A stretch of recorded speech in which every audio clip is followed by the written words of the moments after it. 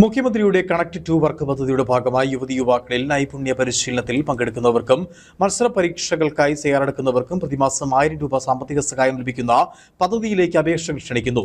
അപേക്ഷകൾ ഓൺലൈനായാണ് സമർപ്പിക്കേണ്ടതെന്ന് Peermade employment officer and public information officer Rosh Kumar PS പറഞ്ഞു. സർക്കാരിന്റെ chief ministers connect to work scheme എന്ന് പറഞ്ഞൊരു പരിപാടിയാണ് സ്കോളർഷിപ്പ് കൊടുക്കുന്നത്.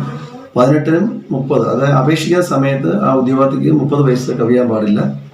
അപ്പോൾ ഉദ്യോഗാർത്ഥി എന്ന് പറയുമ്പോൾ രണ്ട് രീതിയിലാണ് പറയുന്നത്. ഒന്ന്, PSC പരീക്ഷയ്ക്കോ PSC UPSC അല്ലെങ്കിൽ കര നാവികസേന ഏതെങ്കിലും വിഭാഗത്തിലുള്ള മത്സര പരീക്ഷകളിൽ, സർക്കാർ തലത്തിലുള്ള മത്സര പരീക്ഷകളിൽ പങ്കെടുക്കുന്ന ഉദ്യോഗാർത്ഥികളുണ്ടെങ്കിൽ അവർ ആ അപേക്ഷ ഏറ്റവും അവസാനം സമർപ്പിച്ച അപേക്ഷയുടെ ആപ്ലിക്കേഷൻ ഫോമും പിന്നെ ഒരു സെൽഫ് ഡിക്ലറേഷനും ഈ സൈറ്റിൽ അപ്ലോഡ് ചെയ്യണം.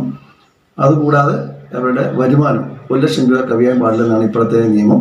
അപ്പോൾ ആടെ പേരിൽ തന്നെ എടുത്ത്, ആപ്ലിക്കൻ്റെ പേരിൽ തന്നെ എടുത്ത് 1 ലക്ഷം രൂപ കവിയാത്ത വരുമാന സർട്ടിഫിക്കറ്റും ഈ PSC അവസാനം അപേക്ഷിച്ചുള്ള അപേക്ഷാ ഫോമും കൂടെ അപ്ലോഡ് ചെയ്യണം. ഇനി ഇദ്ദേഹം PSC UPSC അല്ല മറ്റ് മത്സര പരീക്ഷകൾ പഠിക്കാത്ത ആളാണെങ്കിൽ അത് വേണ്ടതെന്ന് വെച്ച് കഴിഞ്ഞാൽ അത് ഏതെങ്കിലും തൊഴിൽ നൈപുണ്യം, അതായത് സ്കില്ല് പഠിക്കുന്ന ആളാണെങ്കിൽ ഏത് സ്ഥാപനത്തിലാണോ പഠിക്കുന്നത് ആ സ്ഥാപന മേധാവിയുടെ ഡിക്ലറേഷൻ, അതും പ്രത്യേകം, ഇത് രണ്ടും പ്രത്യേക ഫോം അതിനകത്ത് തന്നെ ഉണ്ട്. അത് ഡൗൺലോഡ് ചെയ്ത് പൂരിപ്പിച്ചതിന് ശേഷം അപ്ലോഡ് ചെയ്യണം. പിന്നെ ഏജ് തെളിയിക്കാനുള്ളത്, നമ്മുടെ പ്രായം തെളിയിക്കാനുള്ളത് അവരുടെ സ്കൂൾ സർട്ടിഫിക്കറ്റും birth സർട്ടിഫിക്കറ്റുമാണ്.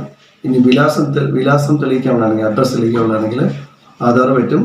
Aadhaar, driving licence, election ID card, passport, school certificate, ഇങ്ങനെയുള്ള ഇതിലേതെങ്കിലും ഒന്നുകൊണ്ട് വിലാസം തെളിയിക്കാം.